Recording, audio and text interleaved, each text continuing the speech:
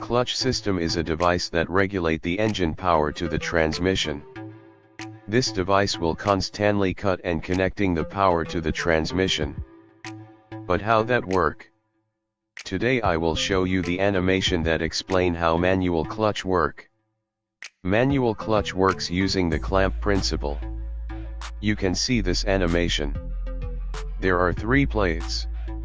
The red plate is connected to the input shaft, while the blue plate is connected to the output shaft. If the red plates clamp the blue plate, the power from the input is passed to the output. But if the plates are stretched apart, the input power is cut off.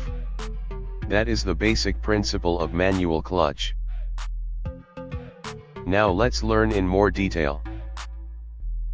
This is the anatomy of the manual clutch on car. The clutch has 3 main parts. First, the flywheel. Flywheel is an input device that connected to the engine crankshaft. It functions as a drive plate. Second, the clutch disc. Clutch disc is an output plate that connected to the output shaft. It used to receive the engine power and transmitted to the transmission. And finally, there is pressure plate. This plate serves to clamp and stretch the clutch disc to the flywheel. To keep the clutch disc strongly attached to the flywheel, we need a spring. However, the spring used in this clutch is shaped like this. This is a diaphragm spring, which is unique. If you press the center of spring, the outer side will move opposite the center. This movement is very important for the clutch. Then there's the clutch housing. Its use as a place to install pressure plate and springs. Clutch housing is bolted to the flywheel and the pressure plate is installed into the clutch housing. So, the pressure plate will rotate according to the flywheel rotation.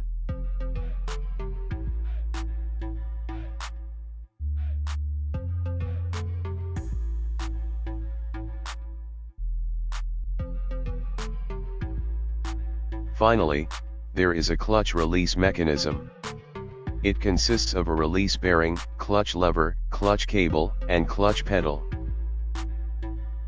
When we press the clutch pedal, the clutch lever moves forward to push the release bearing. It compresses the diaphragm spring.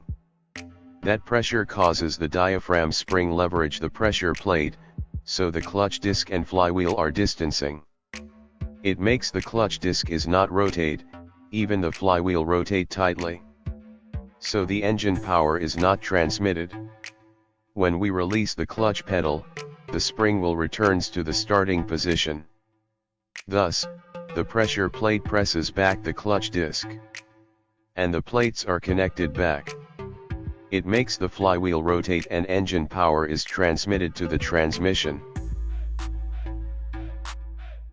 Why didn't the slip occur? If you see deeper, the clutch disc has rough layer. This layer prevents slippage when the plates are rubbing together.